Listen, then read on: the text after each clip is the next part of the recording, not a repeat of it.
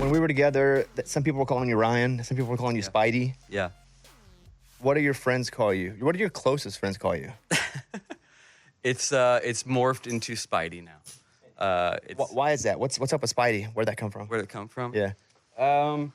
It came from Jason Aldean and Brian O'Connell, who was high up in the promoter for Live Nation. Yeah. I did a tour. Well, I got back into photo when directing kind of was in a shift, and I had hollered at Jason. I was like, "Yo, I want to come out on tour and just get my photo chops back up." And this is before Instagram. So, anywho, long and the short, I would build tunnels underneath the stage.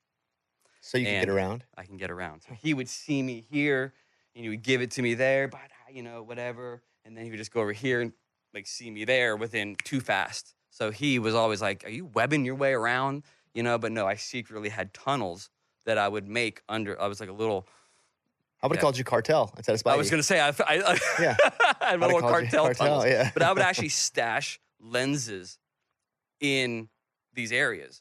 And many times, even on Jake Owen, when I did it, I was thinking of Long Beach, we were already well into on the bus, packed up, ready to go, and I freaked out that I left a pretty sizable lens underneath the stage. One of the many that you leave under the stage, you thought maybe you left one of them there. Yeah, I did. You did? Oh, you did. I jumped off the bus before it was going to the airport and ran, and I think the stagehands got it for me. I saw one of my friends post a picture of you, and I didn't know that. I don't know who knows anybody, but maybe it was your podcast. His name's Zach Massey, is my friend. Yeah. Do you know Zach? I don't. Okay, he's a great digital guy. I was just mentioning it to my producer Troy on the way here about Zach Massey. I was like, man, he was really supporting the podcast, and then hearing about his story from my friend Chase, I wanted to get him on the podcast. So I saw you on his, and I thought, are Zach and Spidey cool? But I didn't know you guys didn't know each other. But Zach's really good, right? As well, I'm sure. Yes. I don't know enough about it. It's like people that act, and they're like, "This person's a bad actor." I can't. Sure. I can tell if somebody sucks. Yeah. And I can tell if something is really great and moves me. But I don't know, I wouldn't know a lens or a difference in a lens or how do you get an interest in taking pictures, and at what age, and when do you realize that you could actually turn that into something where you can make money? Because again, it's art, and art, it's hard to make money in art because everybody wants to do it. Yeah. I started very young taking pictures. I was a little surfer kid, and a lot of my friends were in bands, just picking up a mic and singing, and I wasn't into that. I kind of was into the visual side of what they look like and their busted up jeans and stuff like that. So I started shooting pictures early. With what though? One of those cameras? No, it was film. It was early film. It was my father's from Vietnam, his camera. But somewhere in there, I decided I wanted to move into directing, and then got back into pictures when directing got a little too big. So your podcast that we just mentioned, In the Trenches with Spidey, what's the premise? What are you guys doing there? Sure. I have a guest each week, whether it be an artist that I've worked with or just an artist. Sure. DPs, directors, to managers, painters. It's really celebrating the art form and how it relates to entertainment. It came up because I was I've been thinking about how can I connect with people again. I feel since COVID, I just do my job, and even when I do my job, it's less team these days. And I came from an era where it was a lot of team, a lot of that stuff. So it was a way to make friends. That's why I do this. No, it was. Yeah. It was a way to... I can't get anybody to come to my house unless I'm like, come do the podcast. I've even said that. Yeah. I was like, I need you guys... Spidey would never come over unless I was like, we're not even recording this. This is all just a way for me to make friends. Whenever, because I met you through Jake, we were all in Florida at Jake's charity event. Yeah. And the way that he introduced you to me was not actually us face to face, like, hey, this is Ryan or Spidey, Bobby. Yeah. He said, hey, you see him? I was like, yeah. He goes, he worked with Bone Thugs and Eminem and Duran Duran. Yeah. And I was like, doing what? He said he's just done visuals for all of them. Directed videos at a very young age. So all those were videos? All official videos at 19, 20, 21, very young, very young. How do you get in those specific circles to be able to direct or do anything artistic for them? Let's just do one specifically. Let's do Duran Duran. Sure. How did you end up on a Duran Duran shoot being the director of their video? I'll tell you a great story about Duran Duran. I was driving with my then girlfriend to San Francisco. We had already written one treatment for Duran Duran. The commissioner, the record label, said, "We love your work. Can you rewrite the treatment to a new idea?" I called my agent and I said, "Hey, remember that Mars Volta treatment? Just recycle that." Bye. So from the other band. Yep. Yeah. All right, cool, bye. Got to San Francisco. In that time, they wanted to meet with me. Fly that day. Fly back to L.A. That time, I don't know if things have changed, but Simon and Nick did not get along. So I had to go meet Simon at the Four Seasons and Nick at the Chateau. Well, all on this same day, I was already driving to San Francisco. Now I'm here. And I don't even know the treatment, the Mars Volta treatment that was recycled for them. So I sit down with Simon, but as I get to the pool, he's having lunch or drinks with Kiefer Sutherland. And this is back during the 24 show. And they're sitting there talking about my honey bits in my hair. I was, my boy band. Like Frosty? Yeah, Little Frosty. Yeah. Hey, Ryan, how about them honey bits? How can and then I went to the Chateau to meet with Nick about the idea, and then shot the video. What was the video? The video was for a song called "What Happens Tomorrow." And what were they doing? And did you have to keep them apart from each other? Yeah. And is that why you met with both, to tell them kind of? Yep. I had to convince them of the creative, so they would sign off on it. But it had to be to two different locations. And then even when we shot the video, you'll look at how there's a stage and black. I could put two band members there. They can leave, put the other two band members, and then I can cut because I have black to do it. And then the whole narrative was really the expense. And the band members hating each other, not unheard of. It happens all the time. All the time. They were smart enough to stay together, even though they hated each other. Yes, I think they had a little dip, a little sabbatical, and they came back. And that was the first video on their way back. So it was a lot of attention to it. And one of the funniest things about that video, when you turn into that was like a $550,000 video. Golly, it's just so different now. It might have been $600. Yeah, I don't know. But when you turn in the rough cut, it's not colored, it's not tightened. It's just, here are the edits. Do you like it? Do you like the visuals? Blah. And not Simon, Nick, he got on the phone. He rattled off probably 40 different exotic cheeses of what the rough cut felt to him. He described everything in a cheese, which I could only think was he hated it. He felt everything was cheesy. Cheesy, sure. Anyway. Big cheese connoisseur? He must be. Yeah. Because I didn't know the cheeses he was mentioning. I was like, is that good or is that bad? But was it good or that's expensive cheese. Did it end up being good or bad? It ended up being well loved, and ended up calling, when it was all done, he loved it and all that. But it's an interesting story. So let's go to Eminem then. How totally different, everything different. Everything different with Eminem.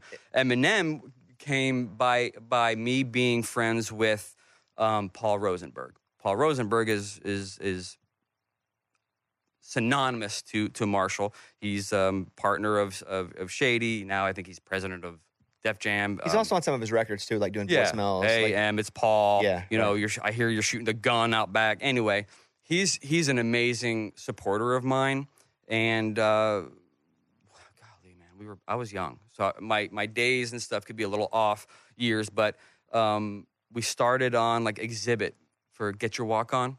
Get Your Walk On, back that ass up. You know that video? And then Cypress Hill. So you work you earn your trust to get to the top. Was all of that just you were doing these hip hop videos and they were great and people liked them, or were they all connected by a certain couple of people? Like from Cypress Hill to Exhibit to Eminem, like was there like one string, or did just word get out? Like this guy Ryan, this guy Spidey. I guess you've been Ryan to them. Like this guy Ryan's like legit. He's young. He's fresh. Or was it like the same agent booking you for all three? Interesting. It's a great question. A combination of a couple things. My career has been a bit of a storybook because I have always taken the allegiance to the artist.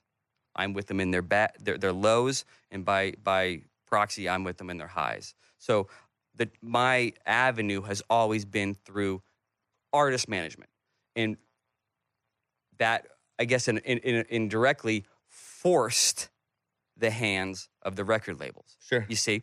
And they don't like that because they have an agenda to say, well, we only have $100,000 exhibit, and then exhibit, blah, blah, blah, we come up with the idea. It's going to be great. He's invested. It's awesome. It's going to cost $130,000. They don't like that. They want to go to the person who they know they can get it for 90, 10 less than the 100. Sure. You know, so that was always a struggle for me. My agent back then, Tommy Labuda, who is probably the biggest music video director's rep there is still, he started with me and I started with him. So that was really a unique bond for someone who's got the gift of gab, who can sell ice to an Eskimo, who is coming into the game fresh himself with young whippersnapper, young guy who's like, yeah, I'll do it, whatever, let's go. So our street game was insane. I'd be hanging out with Disturbed at a concert, boom, on our two-ways. Flip your two-way or your Nextel, boop, boop. You know, hey, yo, hit up Giant Records. Who's the commissioner? It's going great with them. I mean, I worked the streets. I definitely worked the streets. Because you were young, which means just naturally you're going to be innovative because you know new technologies. And this has just been consistent through life, right? You're young, you're using it, therefore you know it. Did you feel like you could do it a bit cheaper, but just as good because you kind of had to and you knew the newest?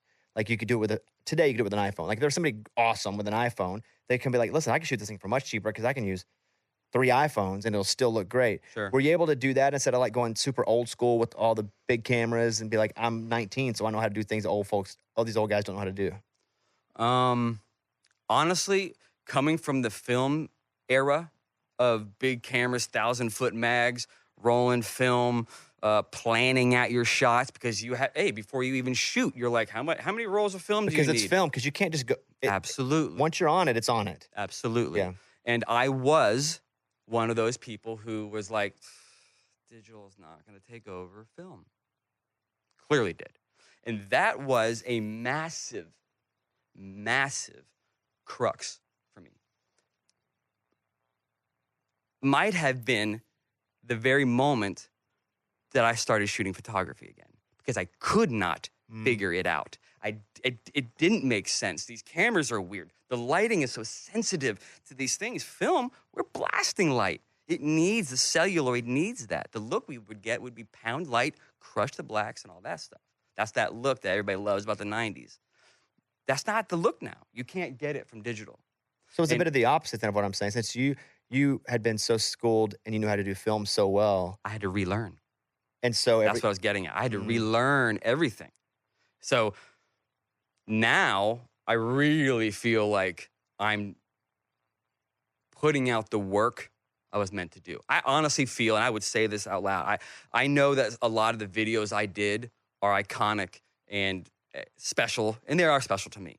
But I honestly feel like I was young, and it's like so many creatives do. You're looking at the peers above you going, oh, wow, they're getting those budgets and doing those artists. Okay, how can I produce? How can I make that happen for this? Okay, I do that. So all I was really doing was reverse engineering, learning how to produce what they're doing.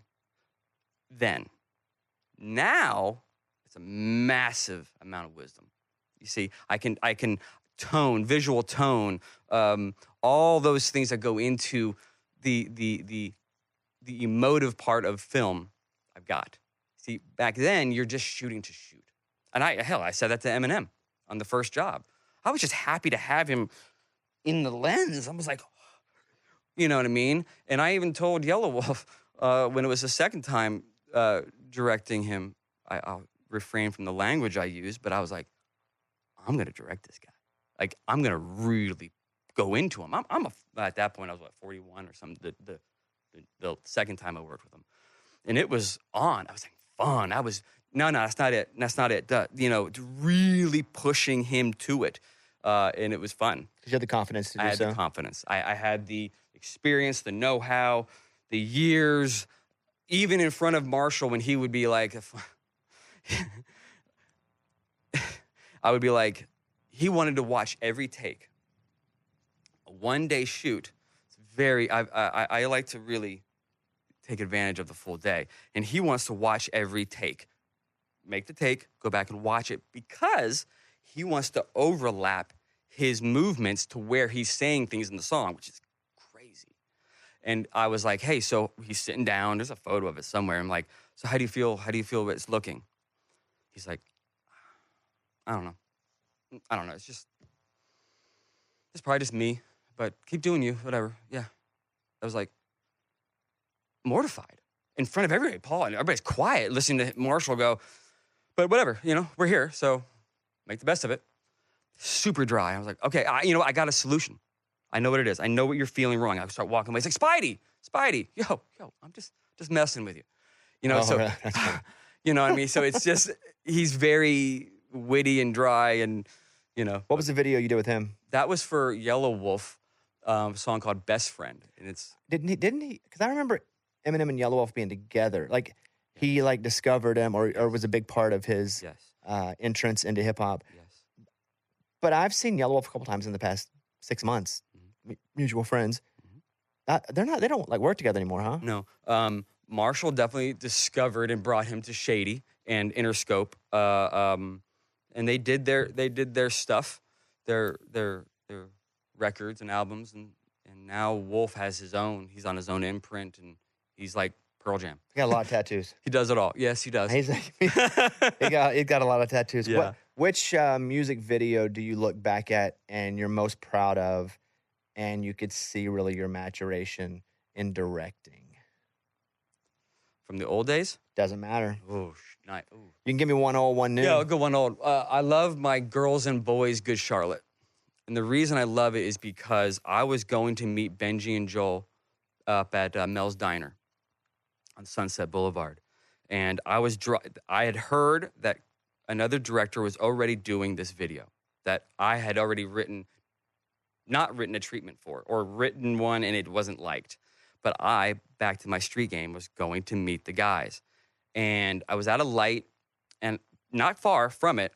And I look over and I see this Ferrari with this old dude and these young girls getting out like that. And it was just when I was playing the song like crazy. Girls don't like boys, girls like cars and money. Yeah. And I'm like, I immediately got on the phone. So that song was playing. You were playing that song. I was playing because I get the music from the artist Yes. to think of the song. Right. And that's playing as I'm driving to them, trying to come up with an idea. Mm-hmm. I'm literally bluffing, trying to steal the video from another director. I'll say it's many, many years. But I called my partner and my directing partner. He wrote it while I was having dinner with them, came in with the treatment, and I was like, so guys, here it is. And then a week later, we were in New Zealand shooting that video. And that was another reason why I love it. I discovered myself there on that new video. But on that video, so you're watching old dude, young girl. Yeah. Is that what the video? Oh, I'm sorry. I didn't clarify that. Is that what the video concept, yeah, I'm sorry. That was Good Charlotte hanging out, playing a song. Everybody in their world were 75 and 80 years old. Skating 80-year-olds, throwing milkshakes out of car and ditching 80 years old. Stage diving off of, 80 years old. Everybody's partying, 80, 70, elderly. Yeah. And they're having the time of their life. And it was a well-received video, won a VMA. And Oh, that's awesome. yeah. Anybody break a hip? No. But if you watch it, there was a guy in the back who does a cannonball in the pool. I had to stop because I made him do 7 of them, and he was getting winded really bad. All right, new video. Let's say the more recent season that you look at and you're like, dang, I did that one to the best of my ability. Yeah, I got it. Go. Jake Owen, Up There, Down Here. Recent. Mm-hmm. Yeah. That was Jake taking the chains off. He's like, go make what you want to go make. And we talked about it. And the fact that it then he had a day off in Wyoming. you know, and we got to shoot a performance there, which really allowed me and the team down in Florida to really hammer home narrative. It was fun. I think it all came together, and that is one of my more recent faves. To do this, there's a couple ways to do it. You can actually go and class, just train. You can train, or you can just do it. Yeah. Right. Like Yeah. my guy Reed just did it and figured it out, Mhm. and then just kept learning as he was doing it. In media or in music, that happens too a lot, right? You can just sit in your garage and play, and then start, or you can go and like, what was your style, and who did you learn from, or was it just doing it and screwing up? No. I mean, filmmaking, I think there's a different era now coming up where I don't think young people are coming up learning the craft. They're learning DIY, cameras, go. Back then, or not back then, but where I came from, it was more like learning a craft and honing that. What was When you learned, did you learn mostly by doing it? Oh, yes. And doing it wrong, or learning by like a teacher going, this is the classic way to do it? I went to college merely so I could slow down. And I did go to film school, but I rated the film. I literally took film cans from the classes and would go shoot music videos. So I got waived out of, I don't even know, 13 classes. Is that like clept? That'd be the same thing? Yeah. Like you have enough experience where like you're good enough to pass this class anyway. Yes. And I turned in Bone Thugs and Harmony my senior year. I turned in Exhibit my junior year. Projects. And teachers would just excuse me because I got into USC. Will you let me make music videos? No. I got into UCLA. Will you let me make music videos? No. Loyola Marymount. Yes. That's what I did. I've spoken to colleges, film schools all around the country, Full Sail. The number one most asked question, how did you get to doing this so young? I knew what I wanted to do And then young. and then you went and did it. Did it. Yeah. There was no backup. There isn't. There can't be a backup. I can't have a fallback plan because you're going to fall back on it. It's just that it was that way. So yeah, I learned by doing. I put myself out there and developed the skills by doing. Do you look back at any of your work? You don't have to answer this and go, oh man, that kind of sucked. Because I do all the time on my stuff. Like there's stuff I've written, there's stuff I'm just like, oh. And I feel like if you're not cringing a little bit by your old work, you haven't grown from. Absolutely. I pooped the bed, many of them. Not many, probably 3 videos. Might not mention the names because they might get a little sore that I said it. But can I be honest with you? I would prefer that, yeah. They weren't film jobs. What do you mean? They were the new me coming into video, me learning these cameras. They were heavy. They had air conditioners on them, like fans. I'm like, God, I didn't know how to move them, And also, don't forget, they were coming out. There was these big, bulky cameras. And then you had these 5Ds. Everybody's like, oh, they're the greatest thing. Oh, yeah. And it's like, oh, God, they moved weird. They jittered. I'm like, that's not it. That's not it. So I had to, that was the big thing for me. Did you ever consider doing films? Like, was that ever, because obviously there's a love for it. Yes, I was attached to a movie. Maybe 2 of them, but definitely I was attached to one. I was with CAA, ICM agents and stuff like that. And the amount of effort and time it takes to get a film off the ground, I guess I was young and green. I thought, wow, I'm attached to a movie. It's in Daily Variety. I'm gone. I'm to the moon, guys. Never got made. You're sitting there in development. You're turning down jobs because you're too busy trying. This is gonna be it. Let's storyboard this. It never gets made. So I guess I just followed what I was good at and what I knew. And I've always been a lover of music. I mean, it's crazy how much I love music, and I love the underdog. So, and to me, that's what music is. The fight. So, I stayed in that part. And even recently, I had to come to that conclusion again with commercials. I'm like, as a director, you want to be able to do short form commercials and such. And it's like, for some reason, it just doesn't seem to translate. I'm like, I'm not someone's cash cow. And I'm like, I'm the hell with it. I'm tired of putting all this effort and all these things into it. And like, now I'm going to go where I'm needed. I'm wanted. Artists want to work with me. And I'm going to go there and I'm going to pursue, I'm just going to go head down on that. So Do you think some of your uh, uh, pursuit and the way that you challenge yourself is because your dad and your dad was in special forces, and I'm sure you don't. I mean, you don't get to be special forces unless you are dedicated, Yeah, disciplined, and trusting of the process. absolutely. And how did that translate into you doing this? Everything. Trust the process is something I've heard my whole life as a tennis player. That's trust the process. You can't enjoy tennis unless you're really good. Just unless you're decent. You go play pickleball if you want to go play. My dad was intense. He raised me to be a bit of a perfectionist. When I said I wanted to be a Navy SEAL, I trained like hell. I was running courses, obstacle courses. I was running 14 miles in combat boots with The weights on. weights on. I was in San Diego doing it. Then he would actually put me in the swimming pool before school, ankles in, and he's like, how do you want to do? Is this still something you want to do when the music's not on? When you're in your room and you're listening to like Pantera or whatever, you're like, I'm going to go do this. And you're 18, 19, whatever.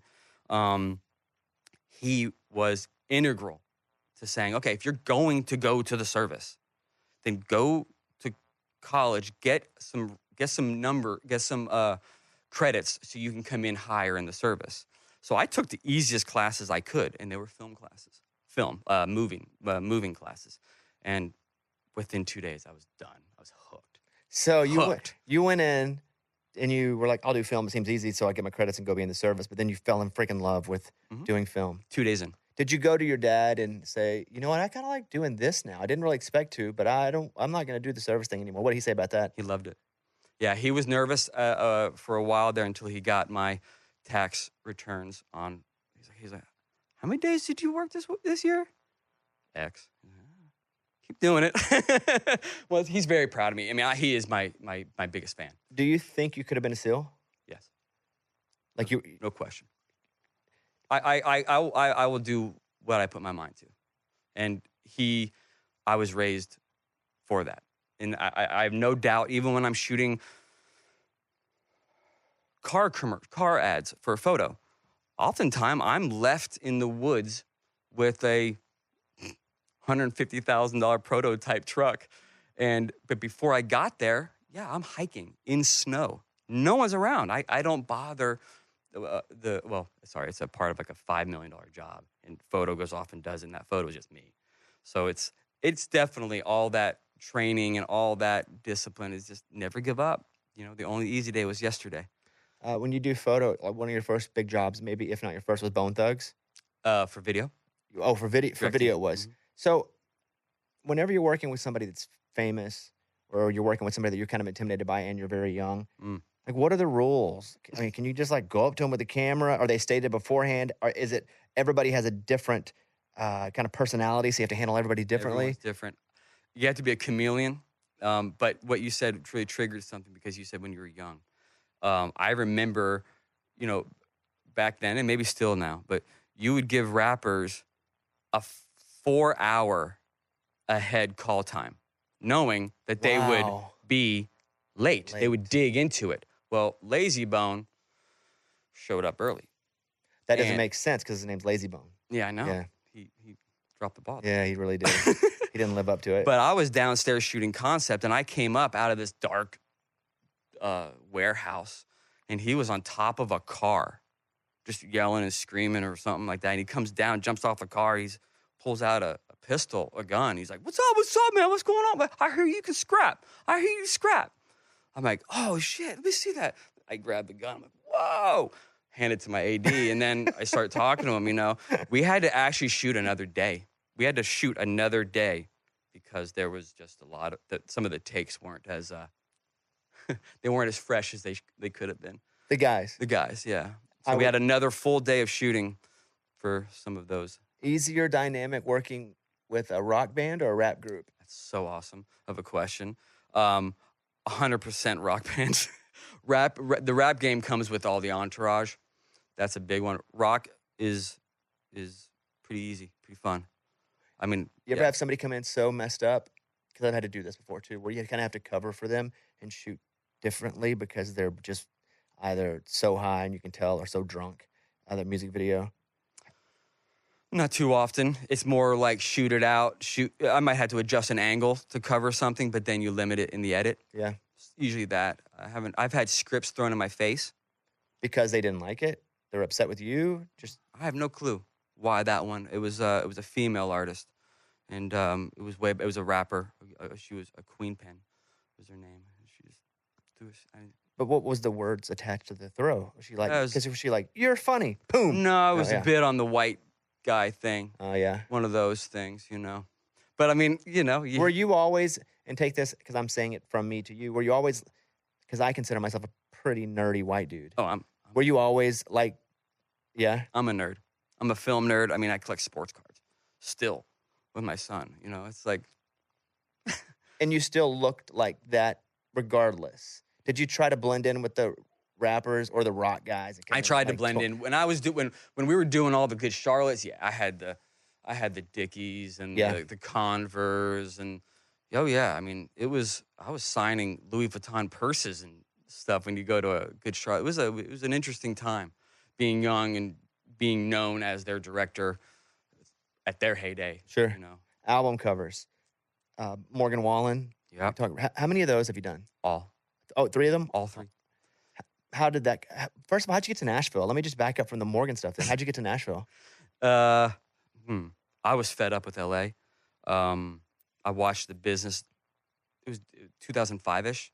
Napster. I know it sounds weird to say Napster. Like, what? But Napster was really a thing, and internet, and budgets were being cut, and LA is being on top of the internet, the technology wave, whatever. It was dying. MTV wasn't playing anything, but country music, CMT, GAC, people were still buying. In LA, they would go on the iPads or iPods. Mm-hmm. Here, they were still buying the CDs at Walmart and jamming out at their lake. So I believe I was fortunate enough to see that and to get in when the window shut. And it clipped my ankles as I jumped through that one. I feel like I barely made it through. Did you know anybody here to make those connections, or at least your first couple connections? Yes. Sean Silva, who is the owner of Tacklebox Films, a great director. He was at the company I was at in L.A., but he was at that time, he was saying he was challenged because the being a country director and doing rock videos wasn't translating. But being a rock director doing country videos, he was like, dude, you'll do great. So I was and I met my wife in L.A. She's from here. So it was all the reason to move here. And I started doing very well. Jason Aldean was one of the first people I started working with immediately. I saw him on a TV and on a Texas Roadhouse driving here from Oklahoma. I was like, called my agent. I want to meet with Jason Aldean. Yeah. Alden. She's like, okay. But then like a couple of weeks later, I'm at his house doing it. So it's, yeah. I used to collect Garbage Pail Kids. Oh, yeah. When I was a kid. Uh-huh. And, them. Yeah. Really all of them. And I collected baseball cards, too. Your son still likes to collect cards. I'm assuming it's because of your passion for it that you've had it. What do you guys, like, what's fun for you guys to find? And do you buy them? Do you do breaks? Like, how do you do that? We're not into that yet, but I wanted to teach him. He's a lot like me, and he's spazzy, and he's just all over the place. And so I wanted to slow him down a little bit, teach him a little business stuff. He loves John Morant, so we nerd out on the Grizzlies, and he collects. Actually, he doesn't like collecting sports because he's like, they get injured, they get suspended. I don't like it. So he collects Garbage Pail Kids. Oh, really? That's his thing. That's his jam. They still make those? Huh? Do they still make them, though? Oh, yeah. Oh, they do? Numbered, graded, all that stuff. I mean, like, $1,500 cards. You mentioned a minute ago, you mentioned tennis. I assume you played tennis then at some level because that usually doesn't come up. Yeah. Do you play tennis still? I haven't played in the latter part of a year, but I'll tell you why. I started playing tennis at 5. I was 140 something in the nation as a junior tennis player in California. And California is arguably probably the best state for tennis. Florida's good too. Quit when my best friend cheated on me in a big tournament broke like 10 tennis rackets over a trash can, and then never played until my wife, about a couple of years back, said, "You're a workaholic. You need to go play tennis." I didn't have glasses. I didn't have anything. I got back into it so diligently that it was distracting my work. It brought back that thing Are you obsessive? Yeah. I'm not even saying No, obsessive compulsive, but do you get obsessed and then it's hard to not? Yes. I'm a go-getter. You know, if I put my mind to it, if it's something that I've locked into my brain, I got to do it. To an unhealthy state. Yep. I'm on OCD medication, and for a long time, I was just like, I really like stuff, but then I started to realize it wasn't natural, how much, and I could not focus on anything else. And I come from a family of addicts, but I didn't always put the two together. But I'm on an OCD medication, so I asked that from somebody who also deals with that, and it would be a bit unhealthy for me because I would have blinders on whatever I was doing, and it would kill other relationships, not even romantic, but I would just be me and that's it until I either conquer it or am bored with it. Me. Still, I would be on an anniversary, not with my wife, but I remember back in the day, I would be driving to a dinner, and I would get a phone call from the post facility saying, "Hey, someone just canceled. We can bump you in." Like, turn over, go in and work. Hey, we'll get dinner there. It's the way I am. It must come with some drawbacks, but I also think it's a superpower. I honestly believe that. I mean, I've met my family. I'm not like organizing my shoes too crazy, but my office is absolutely OCD organized. I mean, even before our podcast, I'm looking at we have a collage of all my plaques, and I'm like, you know, when you get a collage, everything has to be all the squares, corners. You're like, you're adjusting 7 pictures when it's just a little off. But yeah, I mean, the Morgan album covers. Yeah. Let's get back to that. How did those come about? And I'm assuming the first one, that's cool, but he wasn't what he is now. No, the first one I think was kind of probably something from the record label. But the first one you did. I did. And they were like, they brought me in. Got it. And we hit it off great. I think all of our shoots, all albums, If I Know Me, Dangerous, and One Thing at a Time have all been 2 hours or less. Quick. The first one was definitely motivated by the label. We hit it off great. The second, can I go into a quick story? You can go into a long story. COVID happened. And probably the second rock bottom that I've gone through, maybe third. But this rock bottom was worse than anything I've ever felt because I was married with kids. And I hadn't worked in 8 months, didn't make a penny, living just down the street, and driving a Tesla. And I had to change things up. You know, what was the question? We were talking about Morgan Wallen, and we were talking about, Mike, what were we talking about? I was asking about the album, the covers. What was I saying? Oh, yes, I was going to say, yes. It was a real tough time. Anyway, I got a phone call in the new house, and I was off doing checklists while the kids are off of school.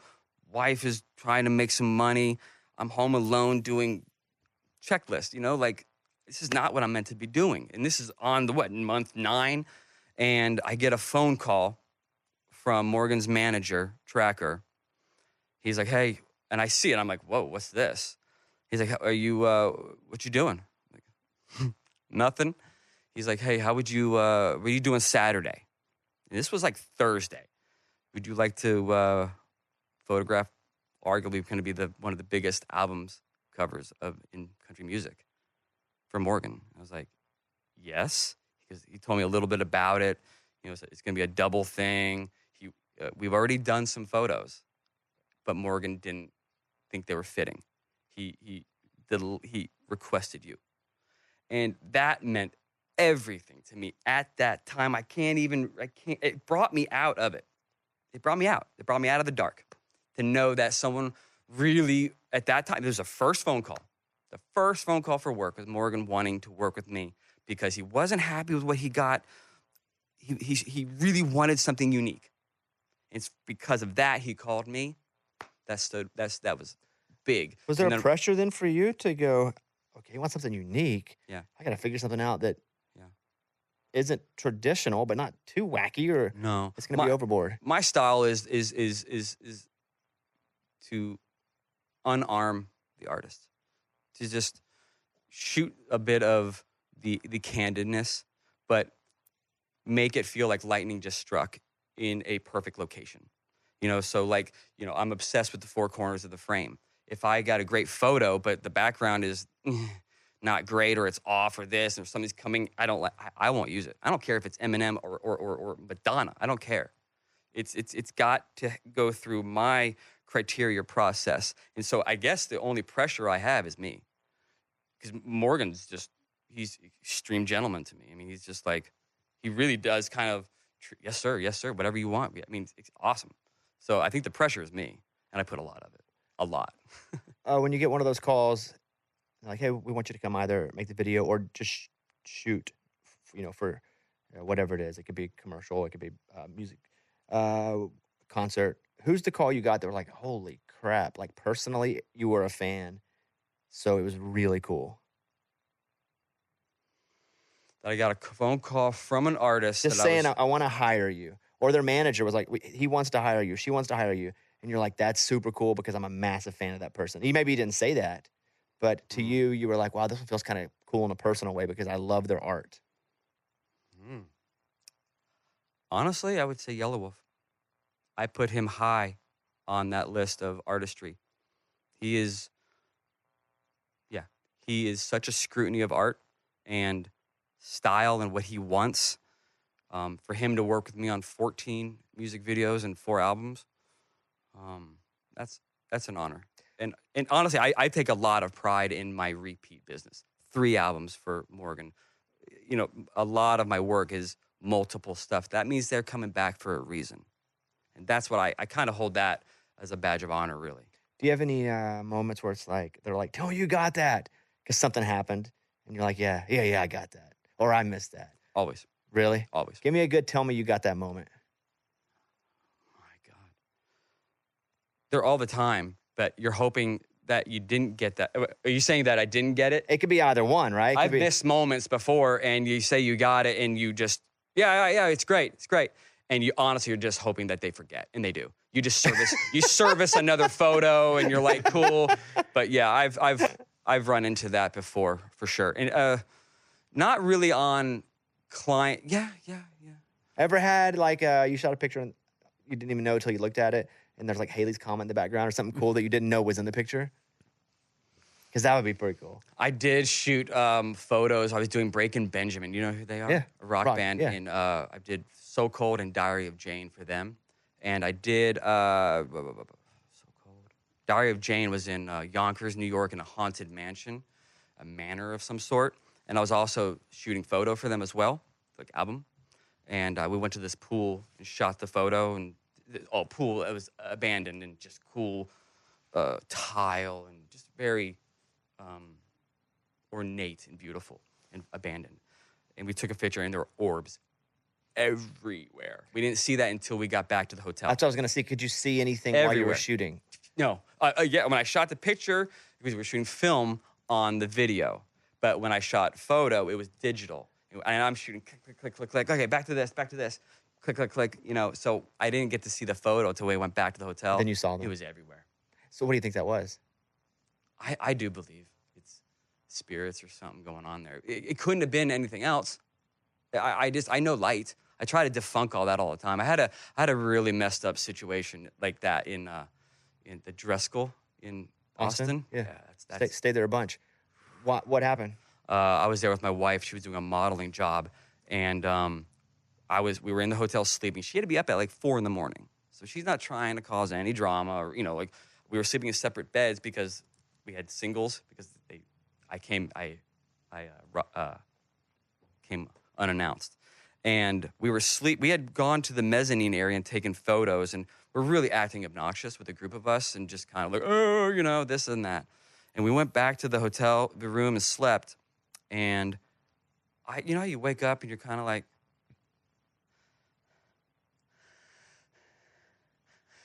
I couldn't breathe, but you're kind of like, whatever. And I hear my wife on the other bed go, Ryan. I'm like, she didn't know I was awake. I go, what? I can't breathe. Something's on me. She couldn't breathe. I didn't tell her what I was going through. I was sleeping sideways going, right? And she goes, I feel like something's on my chest pushing this, and that. And it was just a real creepy thing. But we got back, again, one of the photos we saw after the fact was like in the mezzanine where you can shoot, the mirrors. Mm-hmm. You shoot into a mirror, but behind these mirrors, so it just goes back into infinity of mirrors. There is a literal woman in a cloak screaming. No way. I will try to find it to you and stare. She's like this. And she's got a cloak, and it's like, okay. And the guy who took the picture was a UFC fighter, and it was ghost. He was white as a ghost when he saw it. And you don't think that was... How? I don't know the science of it, but I'm just saying, a woman in an orb I can understand, because you can define it. I'm going to find this. This is going to be on an old cell phone. Yeah. Huh. But when you stayed there at the dress school, what was that like? Did you feel anything? No. Annie Lennox said that... I stayed in the dress school 50 times. Nothing. They like me. I hooked or up, don't like me. I hooked up with the ghost once, but I knew it didn't scare me, because I picked her up in the bar as a ghost. It's familiar. Yeah, so okay. we'd known each other, so that wasn't weird. No, it shouldn't be. Yeah, we did it a few times. Mine was a little weird because I was messing with him. Yeah. Would you have your son do the same thing you do? That's awesome. If he wanted to, or if he said, 50-50, Dad, should I do what you do? Yeah. Yes. I really don't think I work a day. I don't work. I love what I do. It's a challenge, and it was hard, and it was a lot of sacrifice to get to that point of love. And I don't know if I would want that for him, or do I want that for me? I mean, it was, it's like you're coming up. It wasn't just, it's character building. They're very creative people. We have a very untraditional house in the sense of, I've got Ian Tongi coming in for a podcast, and Yellow Wolf, and people coming into the house, and they hang out with them, and it's different. So they see that, and of course now with the YouTube thing, and my son's like, Dad, can I make a YouTube channel? You got one. I'm like, okay. So they're interested in it, and I think I know a lot of people and can coach them.